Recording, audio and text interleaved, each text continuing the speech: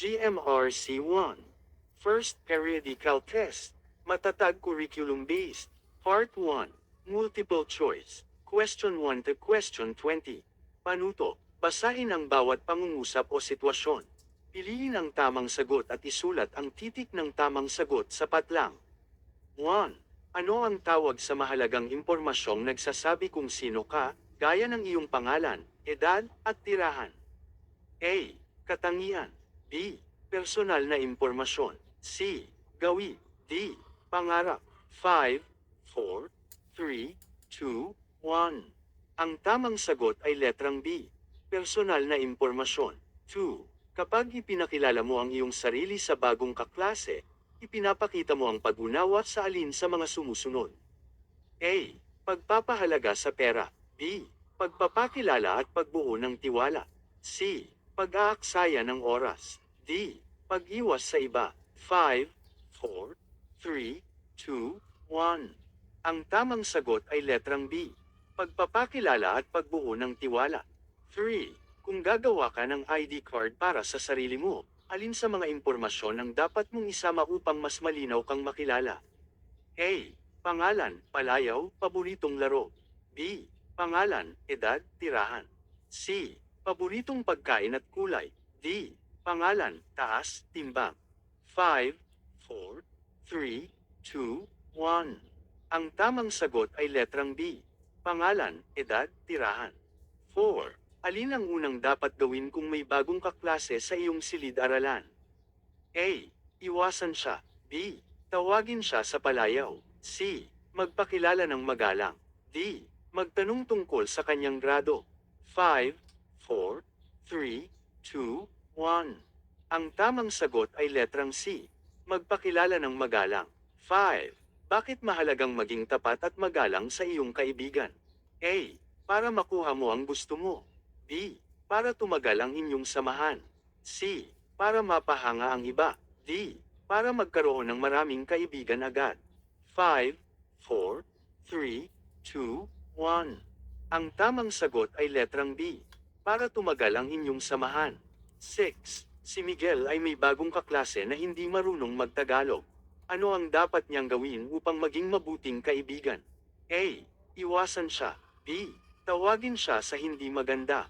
C. Turuan siya ng may pasensya. D. Tawanan siya. 5, 4, 3, 2, 1. Ang tamang sagot ay letrang C. Turuan siya ng may pasensya. 7. Ang pag-iimpok ay tumutukoy sa maingat na paggamit at pagtatabi ng alin? A. Pera. B. Laruan. C. Damit. D. Pagkain. 5, 4, 3, 2, 1. Ang tamang sagot ay letrang A. Pera. A. Bakit mahalagang magtabi ng pera mula sa iyong baon araw-araw? A. Para makabili ng laruan kaagad. B. Para magamit sa mas mahalagang bagay sa hinaharap. C. Para makipagpaligsahan sa kaibigan. D. Para sa pagyayabang. 5, 4, 3, 2, 1. Ang tamang sagot ay letrang B. Para magamit sa mas mahalagang bagay sa hinaharap. 9. Si Ana ay may natirang 10 piso mula sa kanyang baon. Ano ang tamang gawin? A. Gastusin agad. B. Itabi para magamit sa susunod. C. Ibili ng candy kahit busog na. D. Ibigay sa kaibigan kapalit ng laruan. 5, 4, 3, 2, 1. Ang tamang sagot ay letrang B. Itabi para magamit sa susunod. 10. Kung gagawa ka ng alkansya mula sa lumang lata, anong layunin nito? A. Para sa dekorasyon lamang. B. Para may mapaglagyan ng ipon. C. Para paglaruan. D. Para gawing basurahan. 5, 4, 3, 2, 1. Ang tamang sagot ay letrang B.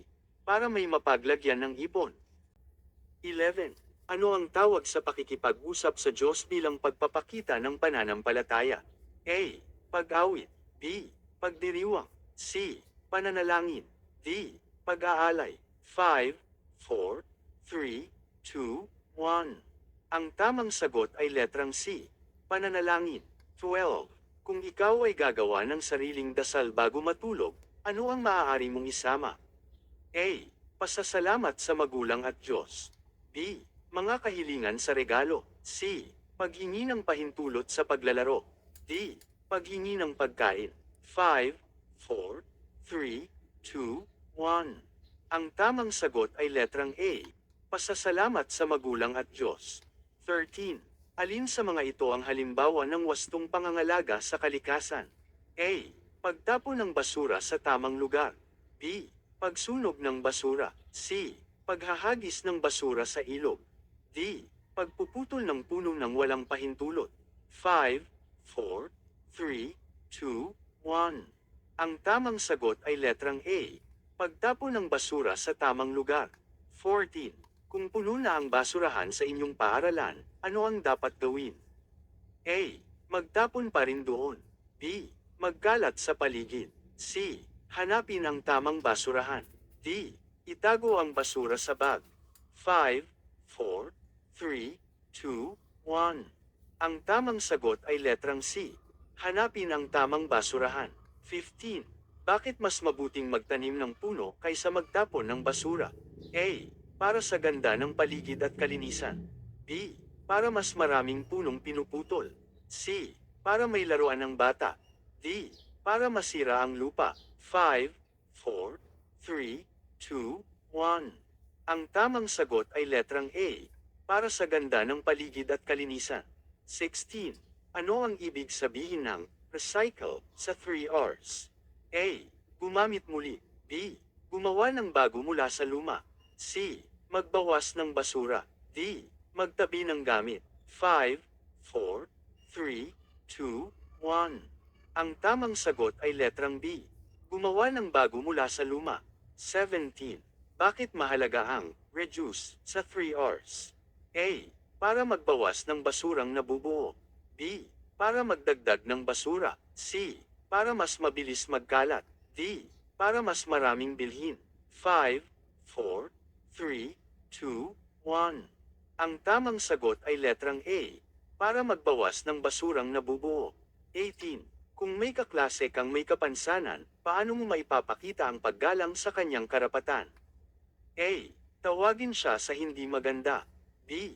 Tulungan at igalang siya. C. Iwasan siya. D. Tawanan siya. 5, 4, 3, 2, 1. Ang tamang sagot ay letrang B. Tulungan at igalang siya. 19. Ano ang ibig sabihin ng pagiging magalang sa nakatatanda?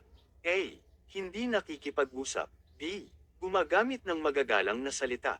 C. Sumisigaw kapag galit. D.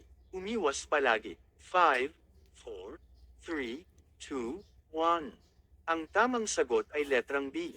Gumagamit ng magagalang na salita. 20. Magbigay ng halimbawa ng kilos na nagpapakita ng GMRC values sa tahanan. A. Pagsasayang ng pagkain. B. Pagtulong sa gawaing bahay. C. Pag-iiwas sa magulang. D. Pag-aaksaya ng tubig. 5, 4, 3, 2, 1. Ang tamang sagot ay letrang B. Pagtulong sa gawaing bahay. Part 2. Matching type. Question 21 to question 25. Panuto. Isulat ang titik ng tamang sagot mula sa Hanay B. Hanay A mga tanong. Hanay B mga opsyon. 21. Uri ng pag-uugali na nagpapakita ng pagiging tapat sa kaibigan. 5, 4, 3, 2, 1. Ang tamang sagot ay letrang D. Katapatan. 22. Paraan ng pangangalaga sa kapaligiran kung saan muling ginagamit ang lumang gamit. 5, 4, 3, 2, 1. Ang tamang sagot ay letrang C.